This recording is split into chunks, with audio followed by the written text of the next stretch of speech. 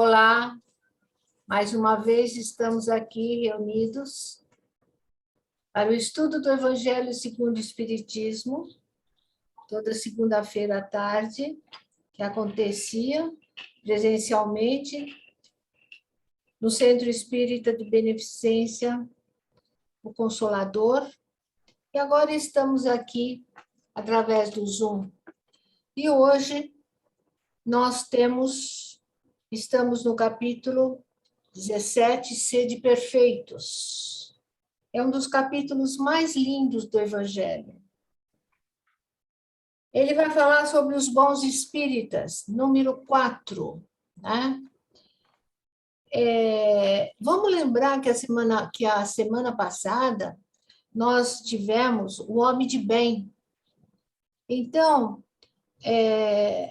o homem de bem leva a humanidade, leva o indivíduo à espiritualidade, ao espiritismo.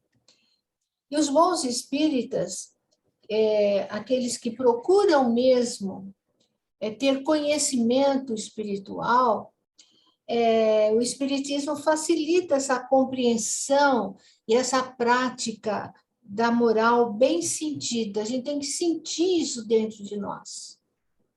O bom espírita não é fazer as coisas, é sentir para fazer. Aquele que faz sem sentir não tem sentido.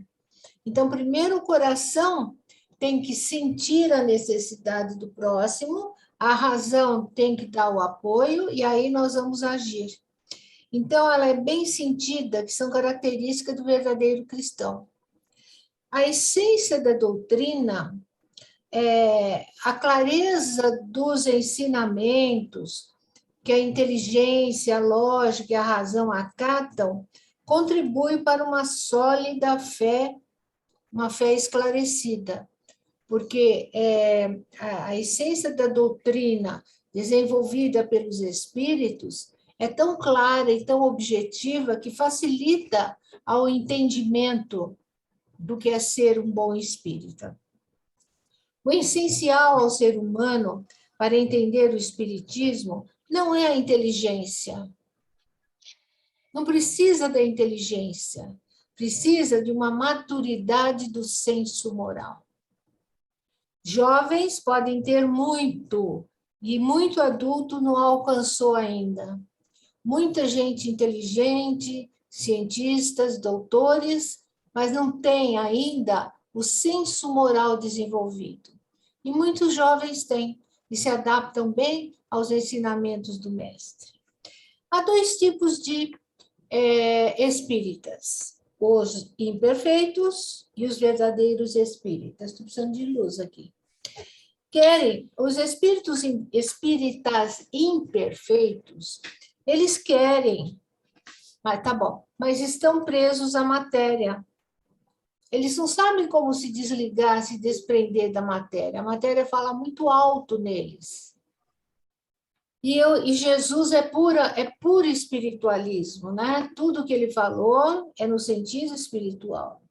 A visão fraca do infinito, os espíritas imperfeitos. Recuam diante de obrigações, principalmente diante da reforma íntima. Eles não conseguem, eles não fazem. Não admitem, não encontram a razão para isso. Não modificam nem gostos e nem hábitos. Vocês devem conhecer pessoas assim.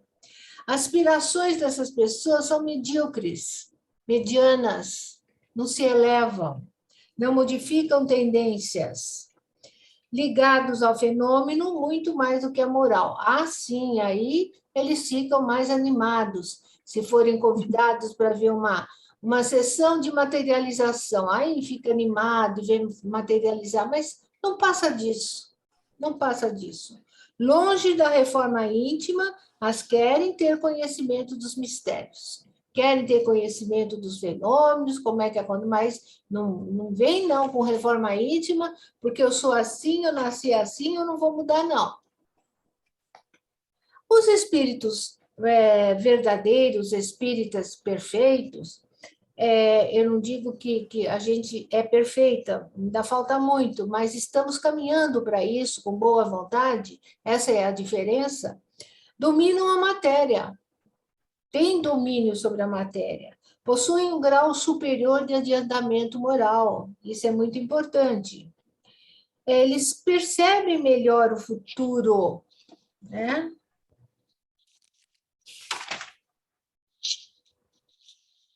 Eles percebem melhor o futuro, são tocados no coração, têm fé inabalável, porque sabem, têm conhecimento, estudam, procuram, perguntam, vão atrás, faz o curso do Evangelho, faz o curso do Livro dos Espíritos, e vão estudando.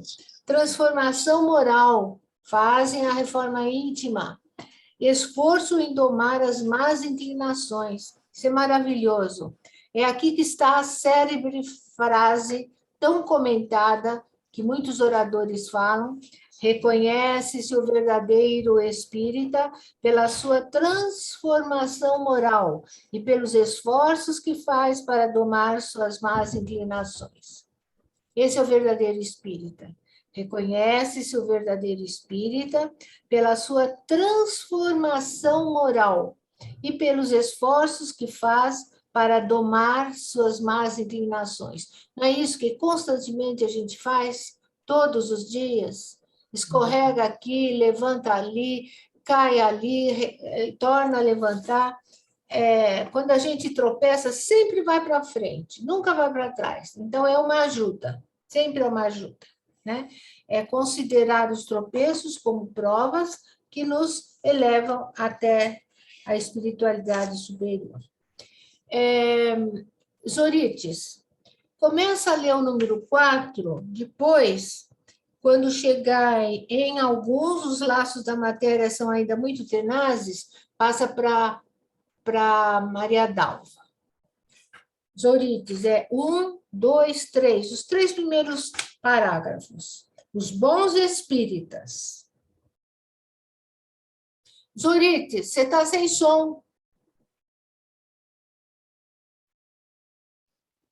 Pronto. Pronto? Pronto. O Espiritismo, bem compreendido, mas, sobretudo, bem sentido, conduz forçosamente aos resultados acima, que caracterizam o verdadeiro espírita como o verdadeiro cristão, que são a mesma coisa. O Espiritismo não criou nenhuma moral nova. Facilita aos homens a inteligência e a prática da moral do Cristo, dando uma fé sólida e esclarecida àqueles que duvidam ou vacilam. Mas muitos daqueles que creem nos fatos das manifestações não compreendem nem as suas consequências, nem o seu alcance moral, ou se as compreendem, não as aplicam a si mesmos. A que se prende isso? À falta de precisão da doutrina? Não, porque ela não contém nem alegorias, nem figuras que possam dar lugar a falsas interpretações.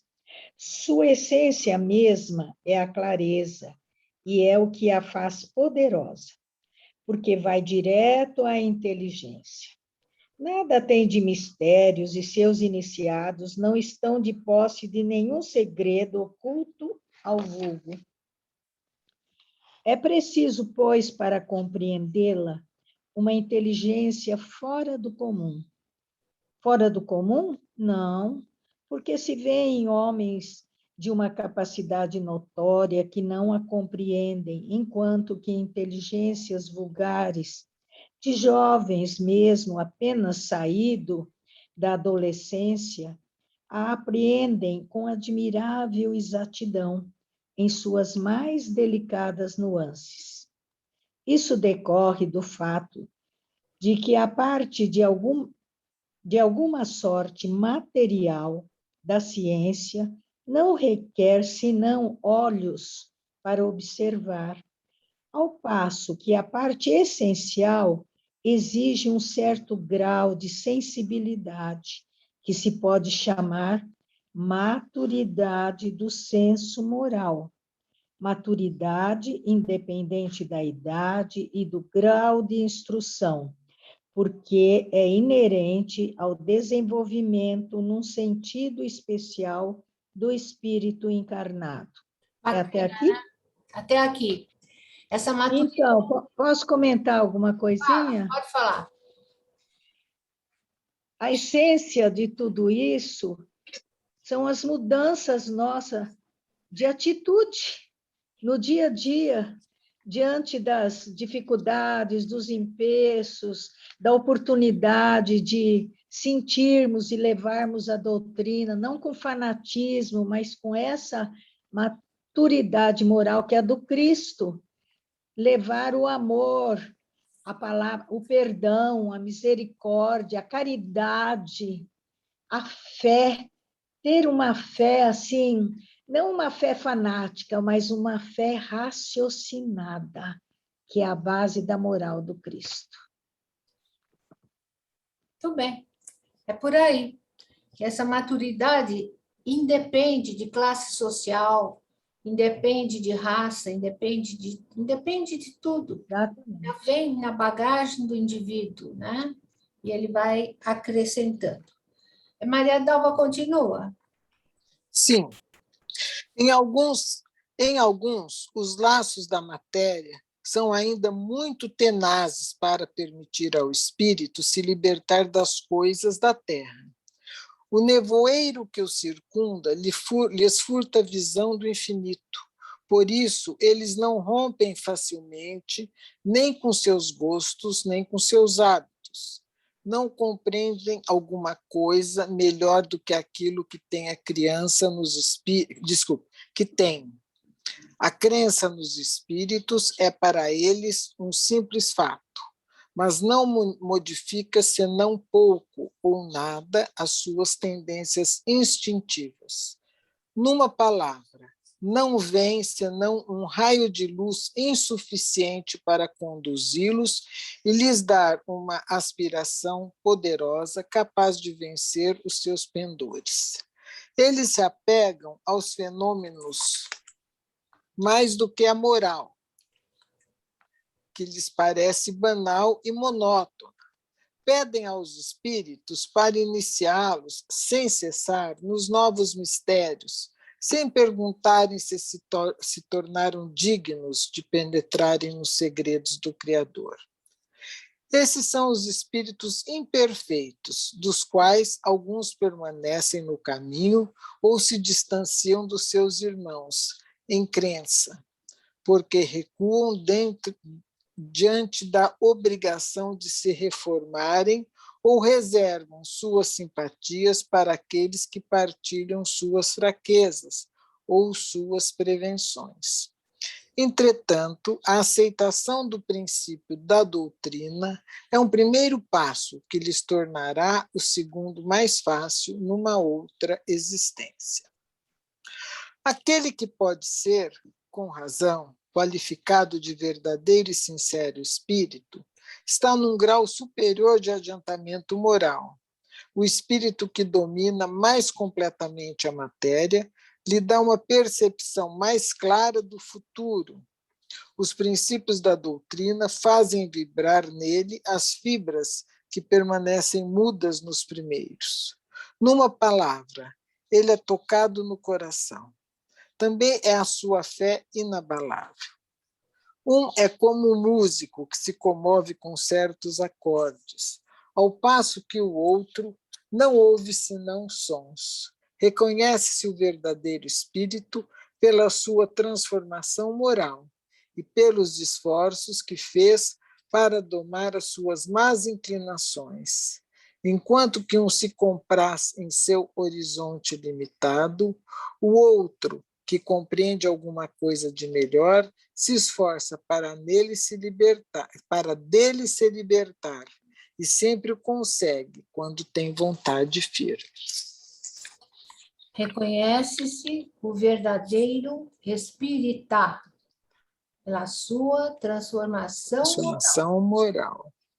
Pelos esforços que faz para domar as suas más inclinações. Fala, Maria Dalva.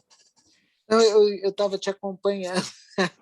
Era justamente isso. Eu estava querendo ler junto outra vez, né? Porque aí está o tom, né? O tônus, o forte aí de falar como é que se reconhece o verdadeiro espírita, pela sua transformação moral e pelos esforços que faz para domar as suas más inclinações. Né? E anteriormente, no parágrafo anterior, fala já de conhecer a doutrina e tal, já é um primeiro passo, né? Aí precisa ter o aperfeiçoamento, precisa ter a caminhada, né, no sentido de se tornar o bom espírita, né? Se desligando, como você já bem disse, daquilo que é matéria, daquilo que é fenomenal, ou daquilo que é mais atraente, né? E, de fato, promover a uma mudança. Quando você falou de pessoas que eventualmente existem, né? E que falam, não, eu sou assim, eu nasci assim, aí sempre me vem à mente aquela brincadeira que fazem com a música da Gabriela, né? Eu nasci assim, eu vivi assim, né? É a síndrome da Gabriela, não vai mudar nunca, né? Os espíritos nos aconselham, quando estamos com dúvidas, observar a natureza. A natureza é um ensinamento maravilhoso para todos. Você planta hoje, mas não é amanhã que você vai colher. Essa plantinha, essa semente tem que germinar, tem que crescer, tem que dar folhas, galhos, flores e frutos. A tamareira demora 100 anos para dar um fruto. Então, tudo é demorado, tudo é lento. Quando o espírito é meio endurecido, meio rabugento, vai demorar muito mais para ele abrir o coração e a consciência a Jesus. Quando ele é mais brando, mais pacífico, se torna mais fácil esse trabalho. E a espiritualidade amiga está sempre presente, usando todas as situações favoráveis para ajudar o indivíduo a enxergar alguma coisa a mais. Essa é uma das mais belas lições do Evangelho. Agora vem a parábola do semeador, que é magnífica. Eu vou pedir para as Zorites ler. Número 5. Naquele mesmo dia, Jesus, tendo saído de casa, sentou-se perto do mar e se reuniu ao seu redor uma grande multidão de povo. Por isso, ele subiu num barco, onde se sentou. Todo o povo, estando na margem, e lhes disse muitas coisas por parábolas, falando-lhes desta maneira. Aquele que semeia saiu a semear. E enquanto semeava, uma parte da semente caiu ao longo do caminho. E vindo os pássaros do céu, a comeram. Outra caiu nos lugares pedregosos, onde não havia muita terra, e logo nasceu, porque a terra onde estava não tinha profundidade. Mas o sol, tendo se erguido em seguida, a queimou, e como não tinha raízes, secou. Outra caiu nos espinheiros, e os espinhos, vindo a crescer, a sufocaram. Outra, enfim, caiu na boa terra e deu frutos, alguns grãos rendendo 100 por 1, outros 60 e outros 30. Que ouça aquele que tem ouvidos para ouvir. São Mateus, capítulo 13, versículos de 1 a 9. Escutai, pois, vós outros, a parábola do semeador. Continua? Continua. Todo aquele que escuta a palavra do reino e não lhe dá atenção, o espírito maligno vem e arrebata o que havia sido semeado em seu coração. É aquele que recebeu a semente ao longo do caminho. Aquele que recebeu a semente no meio das pedras é o que escuta a palavra e que a recebe na hora mesmo com alegria, mas ele não tem em si raízes e não está senão por um tempo. E quando sobrevêm os obstáculos e as perseguições por causa da palavra, a toma logo como objeto de escândalo e de queda. Aquele que recebe a semente entre os espinhos é o que ouve a palavra, mas em seguida os cuidados deste século e a ilusão das riquezas sufocam em si essa palavra e a tornam infrutífera. Mas aquele que recebe a semente numa boa terra é aquele que escuta a palavra, que lhe presta atenção e que dá fruto e rende 100 ou 60 ou 30 por um. São Mateus, capítulo 13, versículos de 18 a 23. Quem sabe nós podemos estar no 30 por 1, né? É uma parábola maravilhosa, essa parábola do semeador. O semeador é Jesus, e as sementes é essa sua palavra luminosa, as palavras que ele disse, benfeitoras, que nos encaminham ao verdadeiro caminho.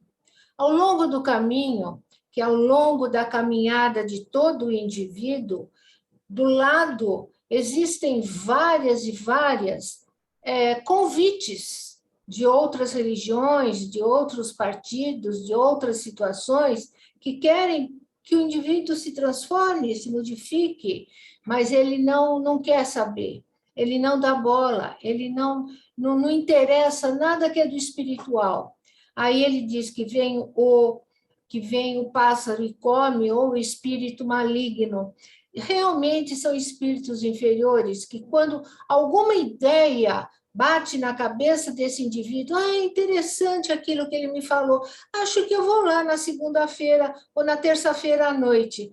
Aí o espírito maligno, que são aqueles que não querem o bem, já desfaz da mente desse indivíduo a ideia dele participar de qualquer coisa. Como ele não tem compromisso com nada, ele até esquece. Esse é a maioria das pessoas. A semente que caiu num terreno pedregoso, que tem muitas pedras, tem pouca raiz, ela consegue chegar numa terrinha, ela consegue até nascer, dar algumas folhinhas, né? É a empolgação daquele espírita que vai no centro e acha a palestra maravilhosa. Gente, que coisa mais linda! Esse orador é fabuloso. Corre atrás de livros de romances, ele quer saber coisas, né? Fica assim entusiasmado. Quando chega a hora do testemunho, na provação do dia a dia, ele não tem raiz. O testemunho é o sol que vai queimar toda a sua plantinha, porque ele não tem sustento, ele não tem raiz para suportar. E nós sabemos, de tudo que nós já passamos, como as nossas raízes são fortes, porque o sol foi forte e nós estamos aqui. Entenderam o que eu quis dizer? A semente que caiu nos espinheiros, né? Caiu nos espinheiros. Então, o espinho sufoca toda a ideia de crescimento. Ela até cresce, mas ela não tem como sair. Por quê? Os espinhos representam a vida social, representam os compromissos de viagens, de festa, de sítio, de fazenda, de tudo que é social. Então, ele não tem tempo para a parte espiritual, ele não liga para isso e vai sufocando qualquer ideia boa dentro deles. Eu acho isso de uma veracidade maravilhosa, né? Até que, enfim, cai numa terra boa, que é o que nós estamos fazendo aqui. Então, a semente reclama ocasião adequada para germinar, crescer, desenvolver e florir. A nossa semente, espero que tenha caído na terra boa, para ela germinar, crescer, florescer. E nos dizem os espíritos que nós temos que florescer em qualquer lugar onde Deus nos coloca, né? Ficou claro? Muito. Maria Dalva, lê o número 6, virando a folha, por favor. Sim. Um minutinho. Número 6. A parábola da semente representa perfeitamente as diferenças que existem na maneira de aproveitar os ensinamentos do Evangelho. Quantas pessoas há, com efeito, para as quais eles não são senão a letra morta, que, semelhante à semente caída sobre a rocha, não produzem nenhum fruto. Ela encontra uma aplicação não menos justa, mas diferentes categorias de espírito. Espírita. Desculpa, espera um pouquinho, só li errado. É que eu estou com um pouco de dificuldade de leitura. Ela encontra uma aplicação não menos justa nas diferentes categorias de espíritas. Não é o emblema daqueles que não se apegam senão aos fenômenos materiais, e deles não tiram nenhuma consequência, porque não veem neles senão um objeto de curiosidade, daqueles que não procuram senão o brilho das comunicações dos espíritos, e não se interessam por elas senão quando satisfazem a sua imaginação, mas que depois de as terem ouvido são tão frios e indiferentes quanto antes, que acham os conselhos muito bons e os admiram, mas deles fazem aplicação nos outros e não a si mesmos, dos que, enfim, para quem essas instruções são como a semente caída de boa terra e produzem frutos. Então, nós vimos então que as sementes, as palavras de Jesus, variam de indivíduo para indivíduo de acordo com a maturidade espiritual de cada um deles. Cada um recebe de acordo com o que tem dentro. Fala, Maria Dalva. Não, aqui, né, nesse final, são colocadas as questões, né, daquilo que se abriu à discussão anterior, né? É muito interessante, até a forma como está organizada aqui. Ah, sim. Você vê esse penúltimo aqui, que acha os conselhos muito bons e os admiram, mas deles fazem aplicação nos outros e não a si mesmos. Né? Quer dizer, eu gostei do que eu ouvi, mas não é para mim, é para o outro, né? E, enfim, dessa forma não chegam, né, àquilo que estamos entendendo aqui como os bons espíritas, né? Então, vamos adubar bem a nossa plantinha para que ela floresça e dê bons frutos, como sempre. Vamos virar a folha, que nós temos uma mensagem interessante.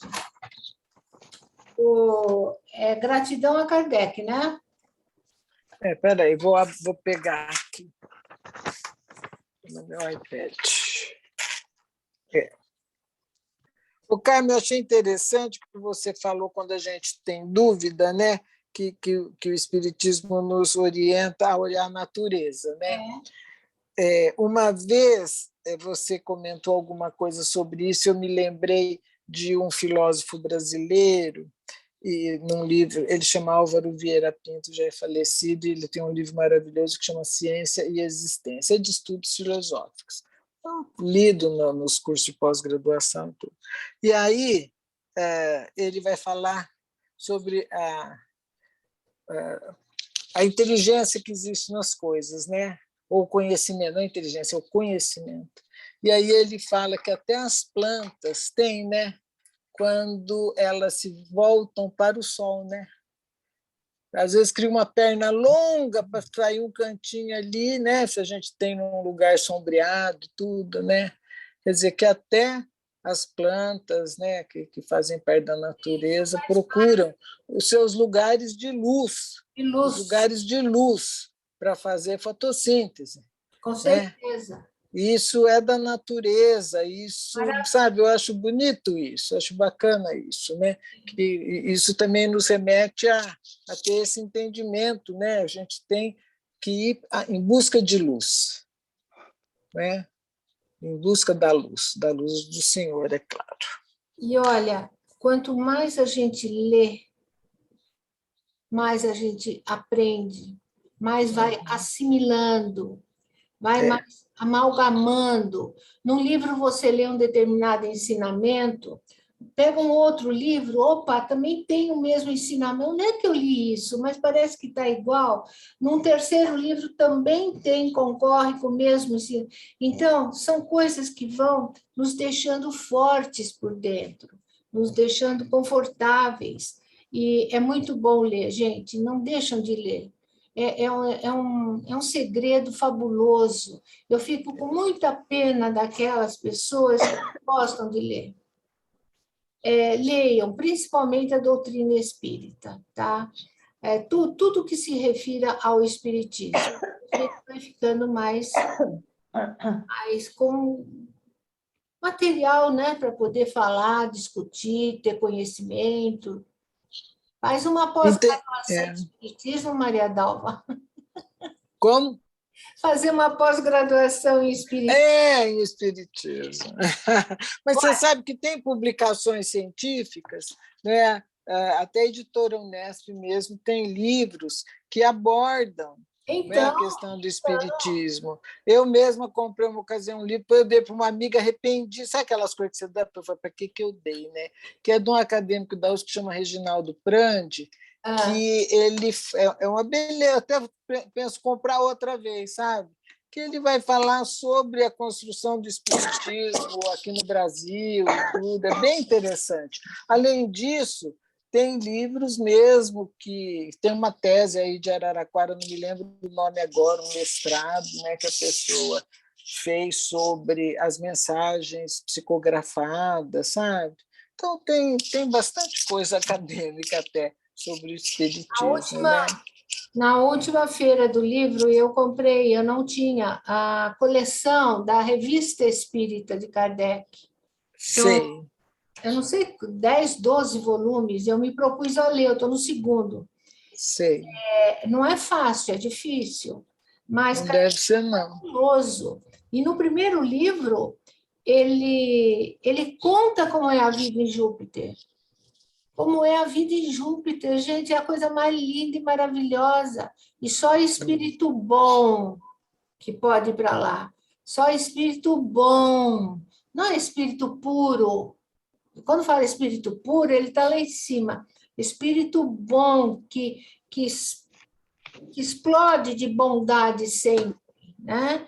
Então, vamos fazer força. Mozart está lá, Chopin e tantos outros. E precisa ver como ele conta o que é a natureza, as casas, como funciona. Eu estou encantada. Então, é bom. Beleza. Beleza.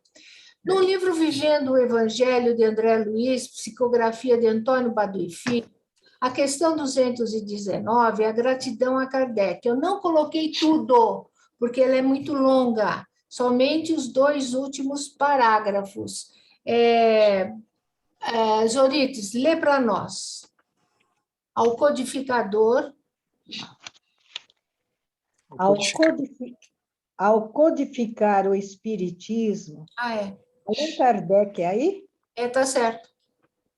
Revolucionou o conhecimento humano, convocando a ciência e a filosofia a experimentar e pensar no mais além. Enderecemos, pois, ao valoroso missionário de Lyon nossa mais profunda gratidão pelo bem que semeou em nosso caminho, abrindo-nos o coração para a fé inabalável na vida futura e dando-nos a certeza de que o sofrimento de hoje é o prenúncio de felicidade no amanhã. Nossa, que lindo! Que lindo, hein? Obrigada, Kardec. Cadê Obrigada. a Dalva? Sumiu. Oi, espera aí. Pronto. Mas está falando que eu estou com pouca energia, eu achei que eu tivesse muita. Bom, mas acho que dá, vamos lá. Então, vai lá, lê tua Eu não semente. peguei meu carregador. Lê a 220, tua semente. Tuas sementes. Fala com brandura, encoraja com fé, ouve com atenção, escreve com amor, age na tolerância, dialoga com carinho, ensina com paciência, responde com perdão, pondera com caridade, ampara com esperança, trabalha com correção, analisa com misericórdia, convive com fraternidade, compreende com benevolência. Palavras, atitudes e gestos são sementes que lanças à tua volta no campo da vida. Não importa onde elas caem, se brotam ou não. O importante é que seja sempre o semeador do bem. Lindo, né? Bonito, né? Muito, muito. Muito bonito. Muito. Porque não adianta falar muito. A fala ajuda, a explicação ajuda, mas o exemplo de quem faz arrasta. Isso é o que mais ensina. Então, vamos semear, através de nossas atitudes, o melhor exemplo possível para deixar um legado aos nossos queridos que aqui ficarem, né? Bom. Exatamente. Palavras, atitudes e gestos são sementes. São sementes. Lançadas à volta. E a gente nunca tem certeza de onde vão cair, né, Carmen? Não. A gente que trabalhou tanto tempo, né? Eu, 40 anos, mais com jovens, já adolescentes para cima, embora tenha trabalhado também com crianças deficientes e tudo, né? A gente não sabe exatamente onde, a gente já parte do princípio que as pessoas são tão distintas, né? São tão diferentes, né? E a gente faz uma tentativa de abarcar todos, mas nem sempre nós somos bem-sucedidos nisso. Isso é com relação a tudo, né? Com os nossos princípios, com o que ensinamos, e aqui nós estamos dizendo mesmo do crescimento moral, né? Crescimento moral. A questão dos bons espíritas. A gente não deve se preocupar tanto com se temos uma sala de aula ou não, que o nosso exemplo seja observado por todas as pessoas que estão ao nosso redor. Encontramos no elevador, encontramos na rua, encontramos na feira, na farmácia. Como é a nossa atitude com eles? A nossa palavra com o marido, a nossa palavra com a esposa, com o filho, com o neto. Como é que nós estamos? Sempre com carinho, com amor. Nós estamos sempre jogando sementinhas boas. Isso que nos diz a lição, tá? Esperamos que vocês retornem com muito carinho na próxima segunda-feira, que tem uma semana repleta de estudos e de conquistas. Se Deus quiser. Deus nos iluminará para isso.